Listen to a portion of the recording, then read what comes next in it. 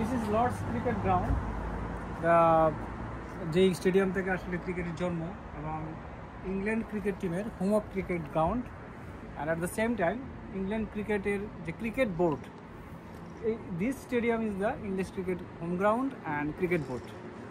আর এই স্টেডিয়ামের পাশে আছে হোটেল রিজেন্টস পার্ক। এই হোটেল রিজেন্টস পার্কে সাধারণত যারা ট্যুরাররা আসেন অন্যান্য দেশ থেকে তারা এখানে থাকেন। এটা একটা 5 স্টার মানের হোটেল, যেটা নর্থ গেটের কর্নারে অবস্থিত। তো আমি প্রায় এই রুট দিয়ে হেঁটে যাই, তো ভাবলাম যে এটা আপনাদের সাথে শেয়ার করি, যেহেতু অনেক বাংলাদেশের সব মানুষই আসলে ক্রিকেট প্রেমী। তো ভাবলাম এই জিনিসটা শেয়ার করা যায়, যেহেতু বাংলাদেশের মানুষের একটা উইকনেস এর জায়গা হচ্ছে ক্রিকেট। So thank you.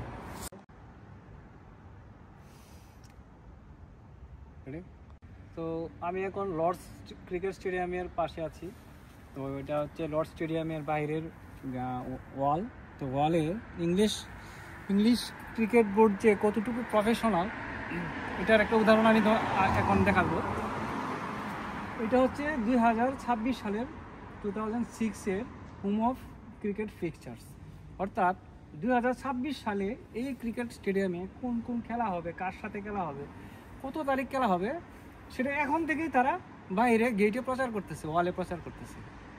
তারা কতটুকু প্রফেশনাল আর আমরা কতটুকু প্রফেশনাল, ডিফারেন্সটা, what's the difference, just look at this.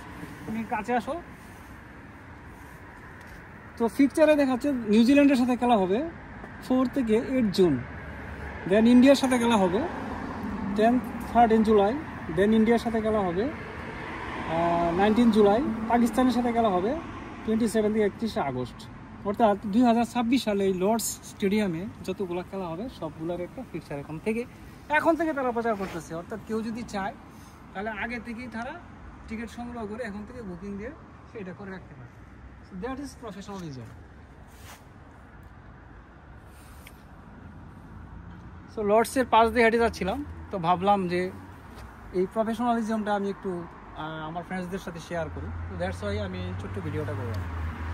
Thank you. Zoom করে পরে লর্ডস আমার কেটে দাও।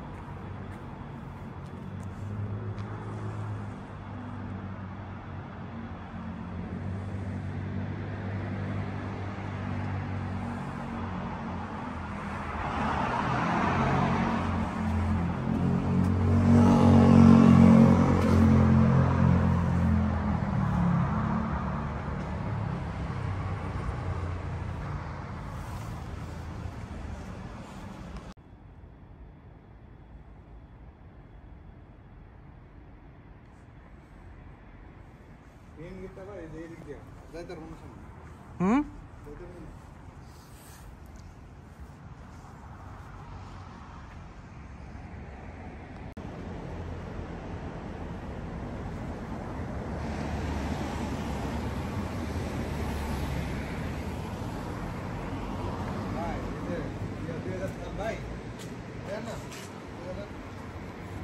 ছাব্বিশের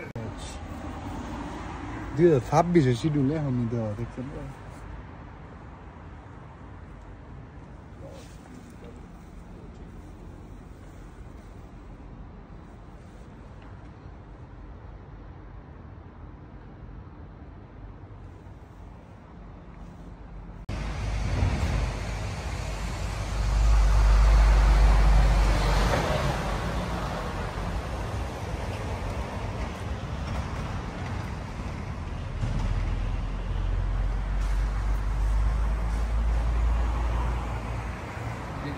Pavilion.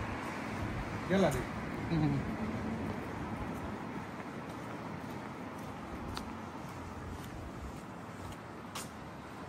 সাড়ে 12টা আছে ভাই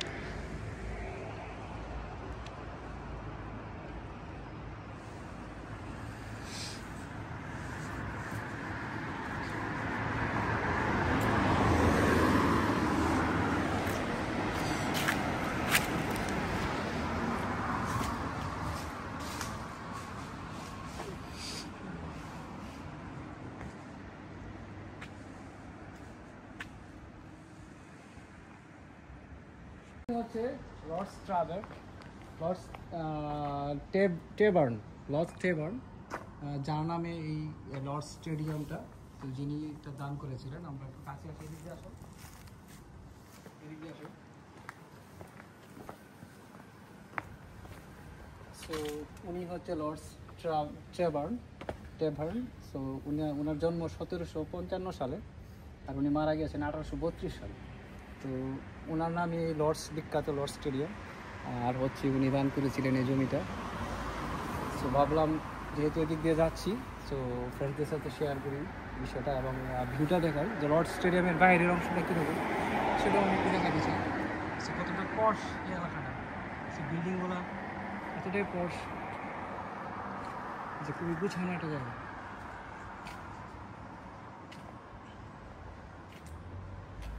There is another gate of Lord Stadium. এটা হচ্ছে খুব সম্ভবত সাউথ গেট।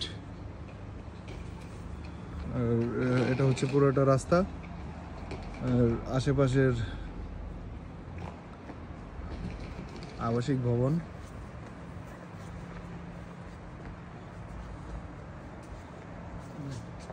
এক্সাক্ট। আর এই ম্যাপে দেখা যাচ্ছে আপনার ডান পাশে হচ্ছে সেন্ট্রাল লন্ডন, বাম পাশে হচ্ছে নর্থ মানে নর্থ রোড ওই পাশ দিয়ে। আর সোজা বামে হচ্ছে ক্যামডেন টাউন হচ্ছে কিছুক্ষণ আগে আমি গিয়েছিলাম ক্যামডেন টাউন থেকে এই লর্ড স্টেডিয়ামে আসছি, মানে ক্যামডেন টাউন হয়েই লর্ড স্টেডিয়ামে আসতে হয়।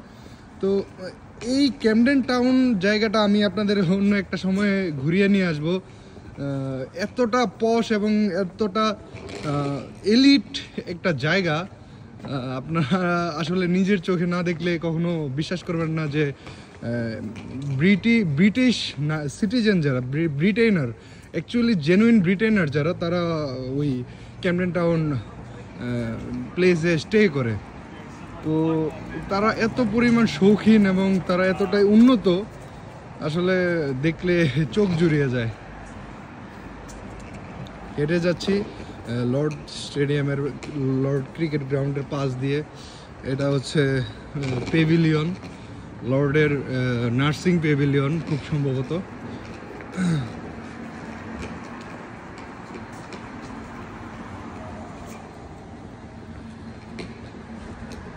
There is the hotel Regent Park.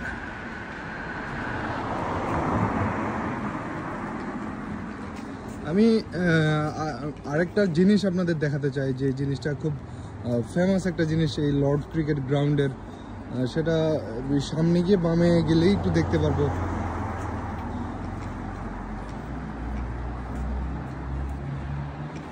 So আমরা চলে আসছি একটা জায়গায় দেখানোর জন্য, যে the architecture of Lord cricket ground. এই এত সুন্দর একটা আর্কিটেক্ট, অ্যাকচুয়ালি খুবই সুন্দর দেখতে।